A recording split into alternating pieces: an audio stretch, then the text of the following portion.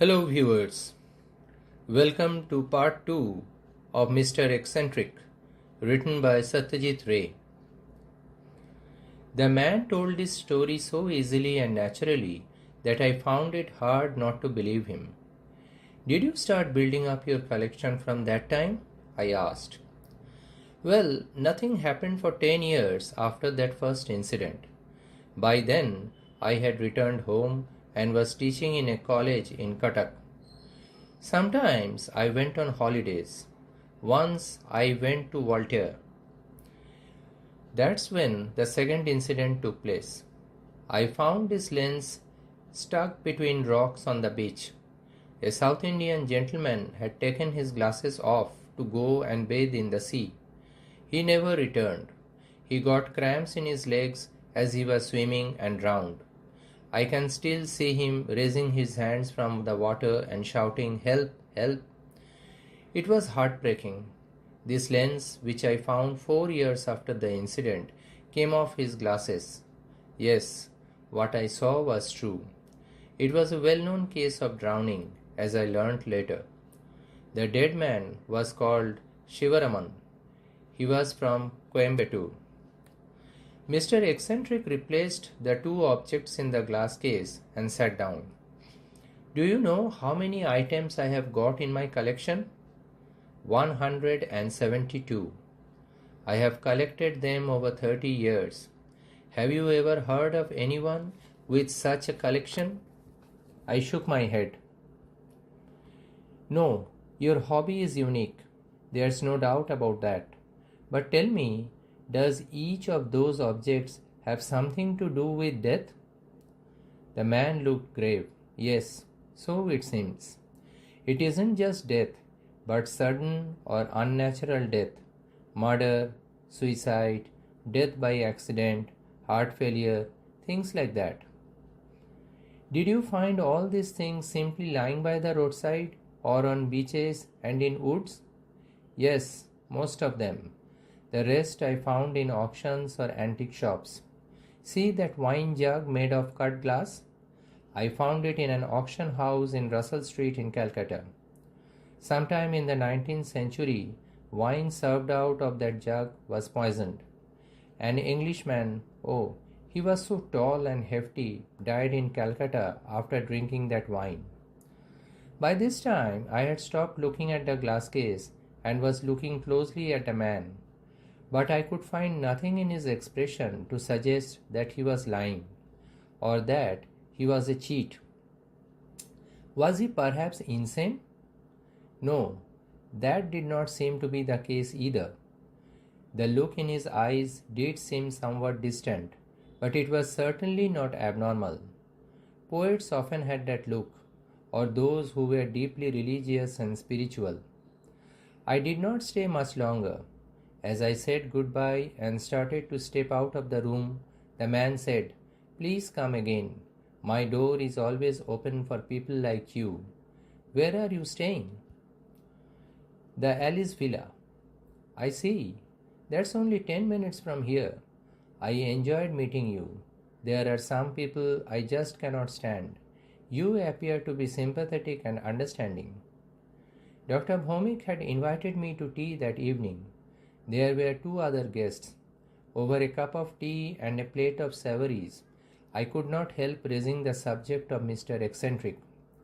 Dr. Bhomik asked, "How long did you stay there?" "About an hour." "My God." Dr. Bhomik's eyes widened with amazement. "You spent nearly an hour listening to that fraud?" I smiled. Well, it was raining so much that I could hardly go out and enjoy myself elsewhere. Hearing his stories was more entertaining than being cooped up in the hotel room. "Who are you talking about?" This question came from a man of about 40. Dr. Bhomik had introduced him to me as Mr. Khastagir. When Dr. Bhomik explained about Mr. Eccentric, Khastagir gave a wry smile and said, "Why have you allowed such people to come and live in Darjeeling, Dr. Bhomik? They do nothing but pollute the air." Dr. Bhomik gave a slight smile. "Could the air of such a big place be polluted by just one man?" "I don't think so," he remarked. The third guest was called Mr. Nashkar. He proceeded to give a short lecture on the influence of frauds and cheats on our society. In the end, I was obliged to point out that Mr. Eccentric lived in such isolation that the chances of the society in Darjeeling being influenced by him were extremely remote. Dr. Bhomik had lived in Darjeeling for over 30 years. Khastagir was also an old resident. After a while, I just had to ask them a question. Did an Englishman ever suffer a heart attack while riding a horse on Jalapahar Road? Do you know any such case? Who? You mean Major Bradley? Dr. Bhomik replied. That happened about 8 years ago. He had a stroke, yes. I think it happened on Jalapahar Road. He was brought to the local hospital, but by then it was too late. Why do you ask? I told them about the button Mr. Eccentric had found. Mr. Khastagir seemed outraged. You mean that man told you this story and claimed that he had some supernatural power? He appears to be a crook of the first order. Why he isn't spent a few years in Darjeeling, hasn't he? He could easily have heard of Bradley's death. What's supernatural about that?